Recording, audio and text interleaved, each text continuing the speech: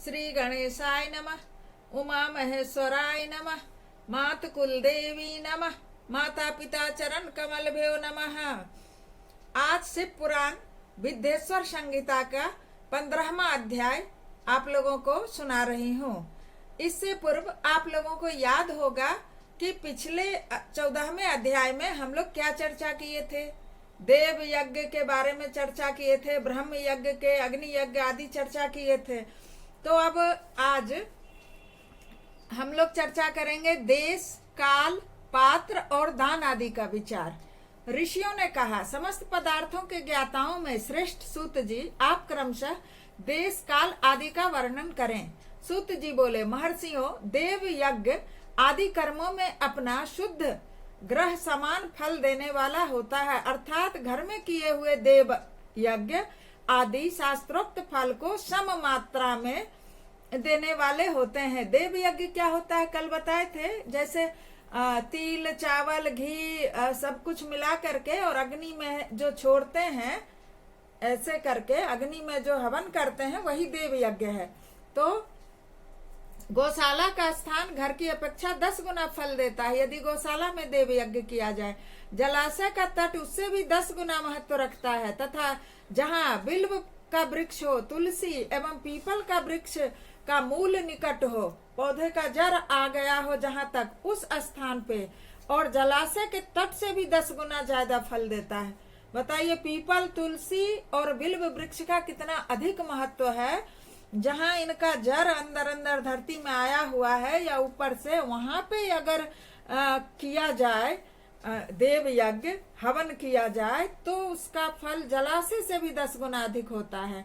और देवालय में यदि मंदिर में किया जाए तो उससे भी 10 गुना महत्व ज्यादा बढ़ जाता है। देवालय से भी 10 गुना महत्व रखता है तीर्थ भूमि का तट, उससे 10 गुना श्रेष्ठ है नदी का किनारा, उससे 10 गुना उत्कृष्ट है तीर्थ नदी का तट, और उससे भी 10 गुना महत्व रखता है सप्तगंगा।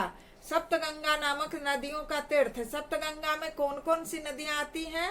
गंगा, गोदावरी, कावेरी, ताम्रपर्णी, सिंधु, सरयू और नर्मदा, ये सप्तगंगा कहलाती हैं। यदि इनके तट पे हवन किया जाए तो उसका फल कई गुना सबसे अधिक होता है। इन 7 नदियों को सप्तगंगा कहा गया है। समुद्र के तट का स्थान इससे भी 10 गुना पवित्र माना गया है। पर्वत के शिखर का प्रदेश समुद्र तट से भी 10 गुना पावन है। सबसे अधिक महत्व का वह स्थान जानना चाहिए जहाँ पे मन लग जाए। यहाँ तक देश का वर्णन हुआ है। अब काल का बताते हैं। काल मीन समय। सतयुग में यज्ञ, दान आदि कर्म पूर्ण फल देने वाले होते हैं, ऐसा जानना चाहिए। त्रेता में 3/4 फल मिलता है, द्वापर में सदा आधे फल की प्राप्ति होती है, और कलयुग में 1/4 ही फल की प्राप्ति समझनी चाहिए। और आधा कलयुग बीत जाने पर उस 1/4 फल में से भी 1/4 कम हो जाता है। शुद्ध अंतःकरण वाले पुरुष को शुद्ध एवं पवित्र दिन सम फल देने वाला होता है।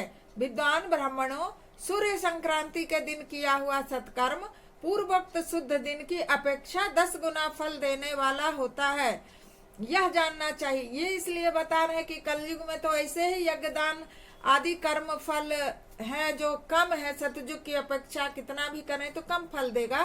तो संक्रांति में करें कम से कम 10 गुना ज्यादा तो देगा। संक्रांति हर महीने आती है। विद्वान ब्राह्मणों, सूर्य संक्रांति के दिन सत्कर्म करना चाहिए, उससे भी 10 गुना महत्व उस कर्म का है जो विशुभ नामक योग में किया जाता है। दक्षिणायन आरंभ होने के दिन अर्थात कर की संक्रांति में किए हुए पुण्य कर्म का महत्व विशुभ से भी 10 गुना माना गया है। विशुभ किसको कहते हैं? ज्योतिष के अनुसार वह समय जब सूर्य विशुभ रेखा पर पहुंचता है, यानी पृथ्वी इस तरह से घूम जाती है कि सूर्य विशुभ रेखा पर पहुंचा हुआ प्रतीत होता है, और दिन और रात दोनों बराबर हो जाते हैं। वर्ष में 2 बार ऐसा समय आता है, एक तो सौर चैत्र मास की 9वीं तिथि या अंग्रेजी तारीख से 21 मार्च को, और दूसरा 22 सितंबर को। तो विशुभ इसी को बोलते हैं, जिस दिन विशुभ पे होता है, दिन रात बराबर होता है, उस दिन। दक्षिणायन आरंभ होने के दिन कर्क की संक्रांति में किए गए पुण्य कर्म का महत्व विषुव से भी 10 गुना माना गया है। जिस तरह से कल हम लोग मकर संक्रांति मनाए, तो कर्क संक्रांति इतना फेमस नहीं है कि सब नहीं जानते हैं, लेकिन उसका महत्व बराबर है। जब सूर्य उत्तरायण से दक्षिणायन होते हैं जिस दिन, उस दिन भी दान पुण्य धर्म का उतना ही महत्व है जितना कल था जब सूर्य धनु से मकर में आए। चंद्र ग्रहण में किए हुए पुण्य का महत्व बहुत है। सूर्य ग्रहण का सबसे समय उत्तम माना गया है। उसमें किए गए पुण्य कर्म का फल चंद्र ग्रहण से भी अधिक और पूर्ण मात्रा में होता है। इस बात को विद्वान पुरुष जानते हैं। जगत रूपी सूर्य का राहु रूपी बीज से संजोग होता है, इसलिए सूर्य ग्रहण का समय रोग प्रदान करने वाला होता है। अतः विष की शांति के लिए उस समय स्नान दान और जप करें। यदि साइंस के छात्र नहीं मानेंगे तो उसे समझें कि सूर्य ग्रहण के समय बहुत सारे रेज निकलते हैं तो जो शरीर को नुकसान पहुंचाते हैं। इसलिए स्नान करके लोग एक जगह दीपक जला के कोई मंत्र पाठ आदि में रहे, बाहर इधर उधर नहीं जाए। ये हमारे पूर्वज और जो बहुत भारी विद्वान लोगों ने लिखा है, क्योंकि सूर्य ग्रहण के समय में जो नहीं पूजा पाठ करेंगे, घर में नहीं रहेंगे, बाहर निकलेंगे, सूर्य को देख लेंगे, तो जो रेटिना पिघल जाता है उसका डॉक्टर के पास भी इलाज नहीं है। जन्म नक्षत्र के दिन तथा व्रत की पूर्ति के दिन का समय सूर्य ग्रहण के समान समझना चाहिए। अब प्रत्येक व्यक्ति का जन्म नक्षत्र अलग अलग होता है, तो जो वो जन्म कुंडली देखने से पता चलता है। तो जिसका जन्म नक्षत्र में जो है, जैसे होता है मघा नक्षत्र, पुनर्वसु नक्षत्र, ये जो नक्षत्र सबका अलग अलग होता है, तो उस जन्म नक्षत्र वाले दिन भी वो कर सकते हैं हवन वगैरह। महापुरुषों सब कुछ के बावजूद परंतु महापुरुषों के संग का काल करोड़ों सूर्य ग्रहण के समान पावन है, ऐसा ज्ञानी पुरुष जानते हैं और मानते भी हैं। जब महापुरुष का संग हो सबसे पवित्र वही समय हो जाता है, लेकिन मिलते ही बहुत कम है। तपोनिष्ठ योगी और ज्ञान निष्ठ यति ये पूजा के पात्र हैं, क्योंकि ये पापों के नाश में कारण होते हैं। जिसने 24 लाख गायत्री का जप कर लिया हो वह ब्राह्मण भी पूजा का उत्तम पात्र है। उस ब्राह्मण की पूजा कर सकते हैं। वह संपूर्ण फलों और भोगों को देने में समर्थ है। जो पतन से त्राण करता है अर्थात नरक में गिरने से बचाता है, उसके लिए इसी गुण के कारण शास्त्रों में पात्र शब्द का प्रयोग किया गया है। पतनात् त्रायतीति पात्रं शास्त्रे प्रयुज्यते। गायत्री अपने गायक का, जो गायत्री का गान करता है, मंत्र का उच्चारण, जो गायत्री मंत्र का उच्चारण करता है वह पतन से बच जाता है। यहाँ जो धनवान है वही दूसरे को धन दे सकता है, उसी तरह से जो शुद्ध और पवित्र आत्मा है वही दूसरे मनुष्य का उद्धार कर सकता है।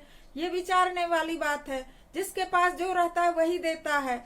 जो गायत्री का जप करके शुद्ध हो गया होगा वही शुद्ध ब्राह्मण कहलाता है और वही पूजा के लायक होता है, वही पात्र है, उसे ही पूजना चाहिए। इसलिए दान जप होम और पूजा सभी कर्मों के लिए वही शुद्ध पात्र है। ऐसा ब्राह्मण ही दान तथा रक्षा करने की पात्रता रखता है। इसलिए ऐसे ब्राह्मण से पूजा कराना चाहिए जो हर प्रकार से शुद्ध हो, गायत्री का जप करने वाला हो, स्त्री हो या पुरुष, जो भी भूखा हो वही अन्नदान का पात्र है। जो भूखा है उसी को अन्न देंगे ना, पेट भरा हुआ को हम अन्नदान करके क्या करेंगे। जिसको जिस वस्तु की इच्छा हो वह वस्तु अगर बिना मांगे ही दे दी जाए तो दाता को उस दान का पूरा पूरा फल प्राप्त होता है। मतलब पात्र समझना चाहिए कि लेने वाला पात्र कौन है।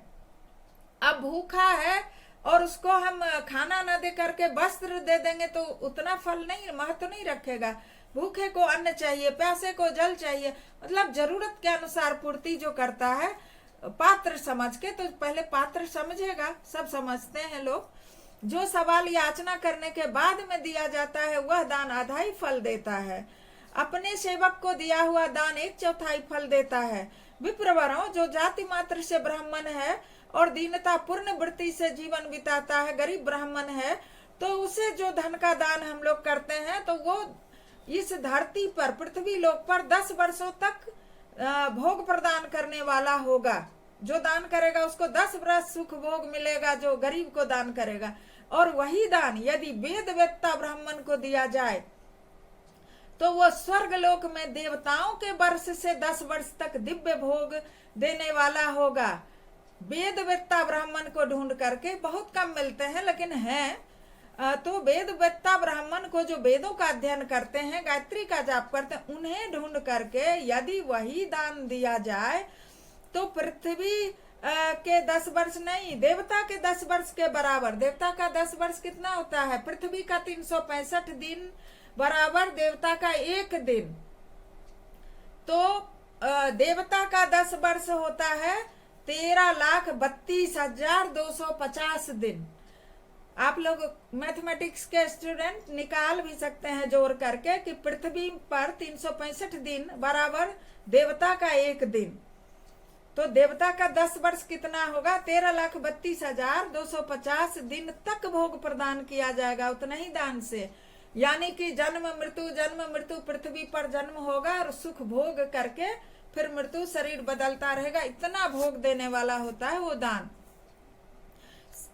शील और उच्च वृत्ति से लाया हुआ धन, गुरु दक्षिणा में प्राप्त हुआ धन शुद्ध द्रव्य कहलाता है, उसका दान दाता को पूर्ण फल देने वाला बताया गया है। क्षत्रियों का शौर्य से कमाया हुआ, वैश्यों का व्यापार से आया हुआ और सेवा करने वालों का सेवा से किया हुआ धन भी उत्तम कहलाता है। धर्म की इच्छा रखने वाली स्त्रियों को जो धन पिता और पति से मिलता है वह उनके लिए उत्तम द्रव्य है।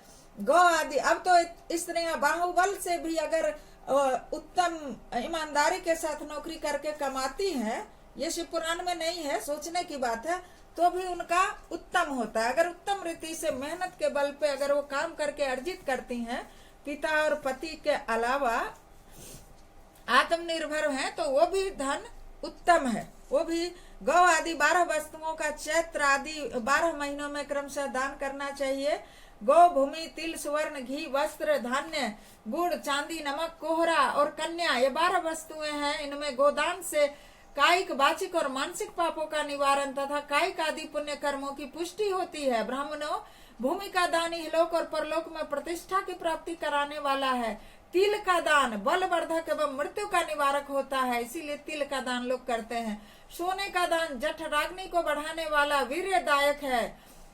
घी का दान पुष्टिकारक होता है। वस्त्र का दान आयु की वृद्धि कराता है, ऐसा जानना चाहिए। धान्य का दान अन्न धन की समृद्धि का कारण होता है। गुड़ का दान मधुर भोजन की प्राप्ति कराने वाला होता है। चांदी के दान से वीर्य की वृद्धि होती है। नमक के दान से खडरस भोजन की प्राप्ति कराता है। सब प्रकार का दान सारी समृद्धि की सिद्धि के लिए होता है। विद्वान पुरुष कुष्मांड के दान को पुष्टिदायक मानते हैं। कन्या का दान आजीवन भोग देने वाला कहा गया है। ब्राह्मणों, वह लोक और परलोक में भी संपूर्ण भोगों की प्राप्ति कराने वाला है। कन्यादान विद्वान पुरुष को चाहिए कि जिन वस्तुओं से श्रवण आदि इंद्रियों की तृप्ति होती है, जैसे रेडियो वगैरह, उनका भी दान करें। श्रोत्र आदि 10 इंद्रियों के जो शब्द आदि 10 विषय हैं, उनका दान किया जाए तो वो भोगों की प्राप्ति कराते हैं। 10 दिशा आदि इंद्रिय देवता को संतुष्ट करते हैं। वेद और शास्त्र को गुरुमुख से ग्रहण करके गुरु के उपदेश से अथवा स्वयं ही बोध ज्ञान प्राप्त करने के पश्चात जो बुद्धि का यह निश्चय होता है कि कर्मों का फल अवश्य मिलता है, इसी को उच्च कोटि की आस्तिकता कहते हैं। जिसके अंदर बुद्धि में ये निश्चय हो गया, दिमाग में ये बैठ गया कि कर्मों का फल अवश्य मिलता है, इसको ही कहते हैं कि ये व्यक्ति उच्च कोटि का आस्तिक है। पूजा पाठ कम करे ना भी करे, लेकिन वो ये बात दिमाग में रखे कर्मों का फल मिलेगा। खुद ही सोच समझ के अच्छा कर्म करेगा, पड़पीरन महापाप समझेगा। भाई बंधु अथवा राजा के भय से जो आस्तिकता बुद्धि या श्रद्धा होती है, वह कनिष्ठ निम्न श्रेणी की आस्तिकता है। जो डर के मारे आस्तिक हो तो क्या हुआ? जो सर्वथा दरिद्र है, इसलिए जिसके पास सभी वस्तुओं का अभाव है, वह वाणी अथवा कर्म द्वारा यजन करे। मंत्र, स्तोत्र और जप आदि को वाणी द्वारा किया गया यजन समझना चाहिए तथा तीर्थ यात्रा और व्रत आदि को विद्वान पुरुष शारीरिक यजन मानते हैं। जिस किसी भी उपाय से थोड़ा बहुत हो देवता अर्पण बुद्धि से जो कुछ भी दिया जाए अथवा किया जाए वह दान या सत्कर्म भोगों की प्राप्ति कराने में समर्थ होता है। तपस्या और दान ये दो कर्म मनुष्य को सदा करने चाहिए तथा ऐसे ग्रह का दान करना चाहिए जो अपने वर्ण, चमक दमक या सफाई और गुण, सुख सुविधा से सुशोभित हो। बुद्धिमान पुरुष देवताओं की तृप्ति के लिए जो कुछ देते हो अतिशय मात्रा में और सब प्रकार के भोग प्रदान करने वाला होता है। उस दान से विद्वान पुरुष इहलोक और परलोक में उत्तम जन्म और सदा सुलभ होने वाला भोग पाता है। ईश्वर परायण बुद्धि से यज्ञ, दान आदि कर्म करके मनुष्य मोक्ष फल का भागी होता है। इस तरह 15वां अध्याय समाप्त हुआ। बोलिए भगवान शंकर की जय।